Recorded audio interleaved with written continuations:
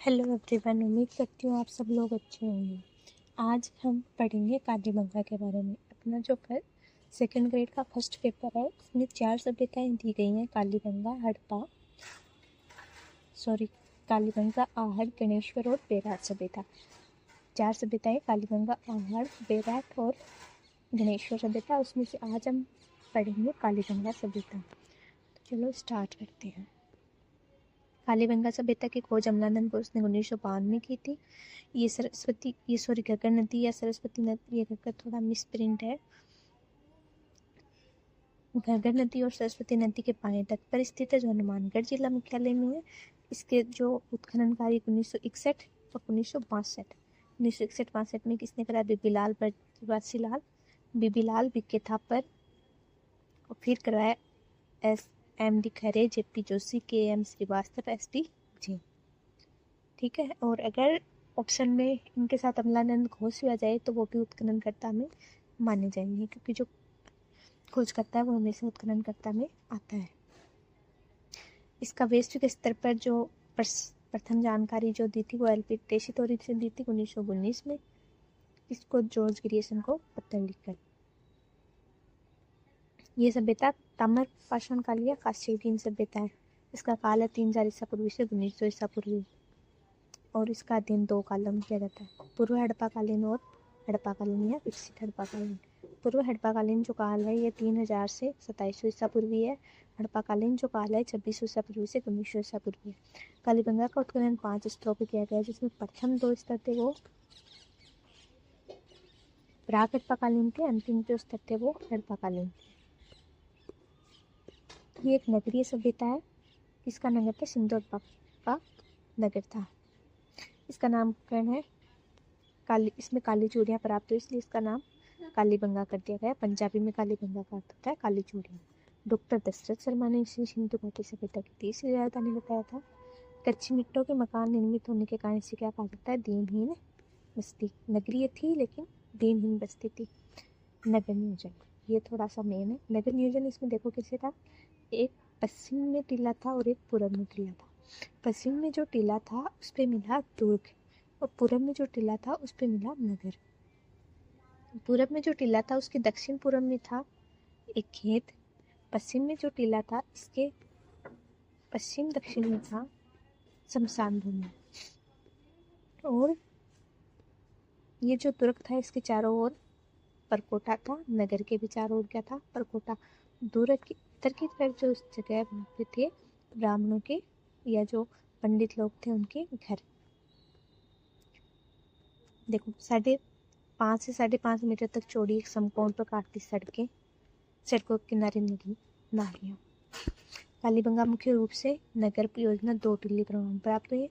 पूर्वी टीला जो इसमें की थी साधारण बस्ती, पश्चिमी टीला दुर्ग सुरक्षा प्राचीर बनी हुई थी जिसके चारों दुर्ग। पश्चिमी टीला देखो, दुर्ग पूर्ववर्ती काल के अवशेषों पर बसा हुआ था। चतुर्भुजाकार परकोटे से सुरक्षित था। आधे हिस्से पर कच्ची ईंटों से निर्मित 5-6 बड़े चबूतरे मिले। कुछ धार्मिक अनुष्ठान कार्य प्रस्तुत होते थे। चबूतरे पंक्ति को 7 तक निवेदिकाएं मिली। स्नान करने ईंटों के फर्श मिला, कुआं मिला। और दुर्ग के उत्तर भाग में पुजारी लोगों के क्या थे?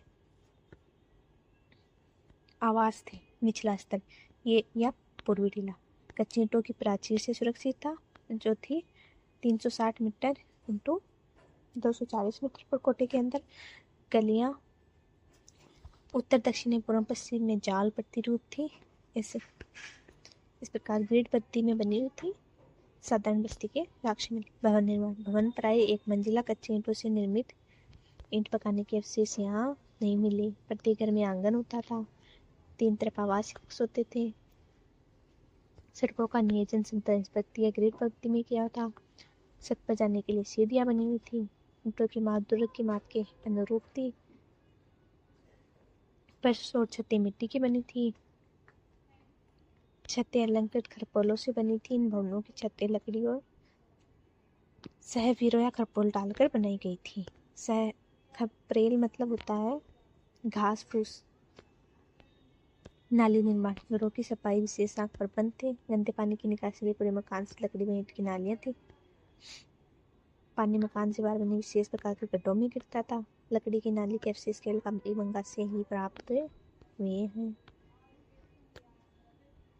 कालीबंगा से प्राप्त महत्वपूर्ण साक्ष्य पहले हम देखते हैं प्राक हड़प्पा कालीन, जो कौन से खुदाई में प्राप्त हुए, प्रथम स्तर और दूसरे स्तर में। दोहरे जुते ये खेत जो कि थे दक्षिण पूर्व प्राचीर के, जहाँ पे ये था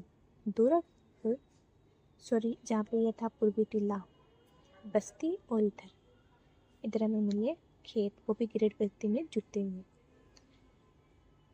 दो प्रकार के फसलों का साथ उगना संबद्ध गेहूं, जौ और बाजरा, एक फसल दूसरी फसल।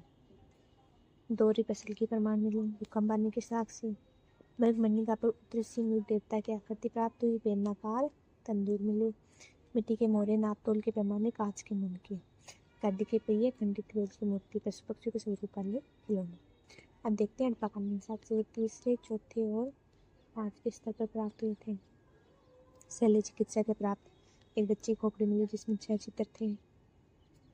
मस्तिष्क में शोध की बीमारी का पता चलता है। सेंधव लिपि, इसमें सेंधव लिपि के प्रमाण मिले हैं जो दाएं से बाएं, बाएं से दाएं लिखी जाती थी। सर्पिलाकार लिपि जिसे बोला जाता है, जिसे अभी तक पढ़ा नहीं गया है। मोहरे, बेलनाकार मोहरे मिले और बेलनाकार तंदूर कहाँ मिले, प्राक हड़प्पा कालीन में, बेलनाकार मोहरे हड़प्पा कालीन में, जो मेसोपोटामिया के मोहरों के समान थी।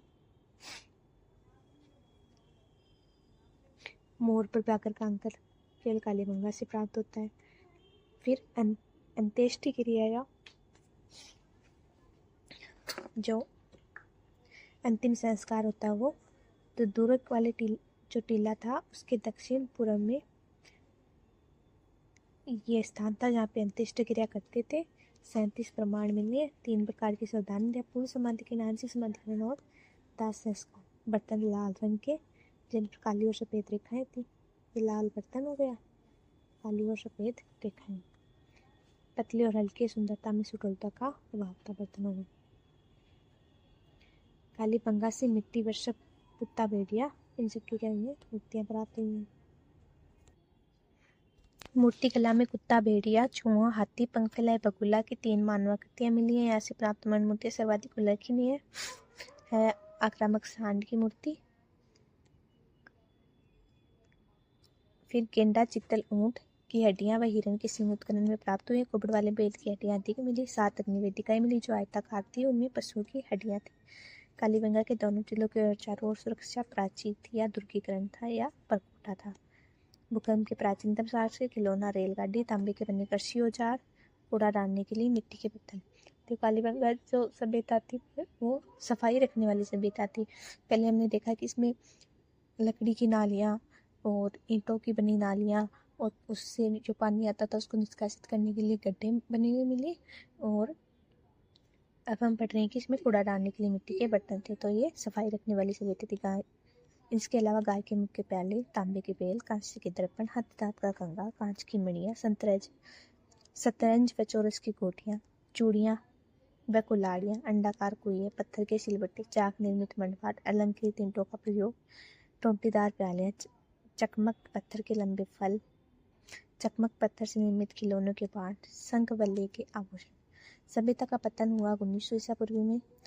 इसके पतन कैसे हुआ, इससे संबंधित कुछ विद्वान अपने अपने अलग अलग मत देते हैं। इससे पहला मत है बिरबल साहनी और गुरदीप सिंह का, इन्होंने कहा कि जलवायु में जो परिवर्तन हुआ उसकी वजह से कालीबंगा का क्या हो गया, पतन हो गया। डेल्स ने कहा कि घग्गर नदी ने अपना मार्ग चेंज कर लिया जिससे कालीबंगा का पतन हो गया। गोपीनाथ शर्मा ने कहा कि सूखे के कारण यहाँ के लोग हैं वो दूसरी जगह जाके बस गए। अब कुछ है इंपॉर्टेंट पॉइंट्स।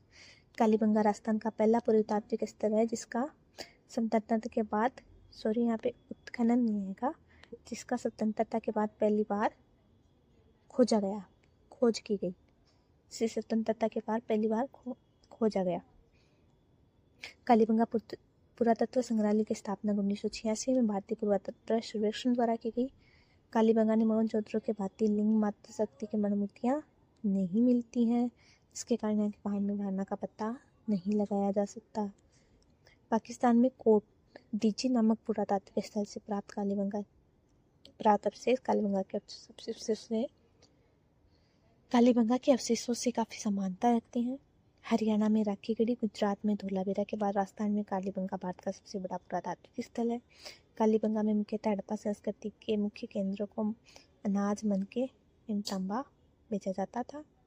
बेनाकाल तंदूरों के हिसाब से इस सभ्यता का संबंध ईरान व पश्चिमी एशिया के पुस्तक होने का बताते हैं। और ये जो बेनाकाल तंदूर थे प्राक हड़प्पाकालीन साक्ष्य हैं।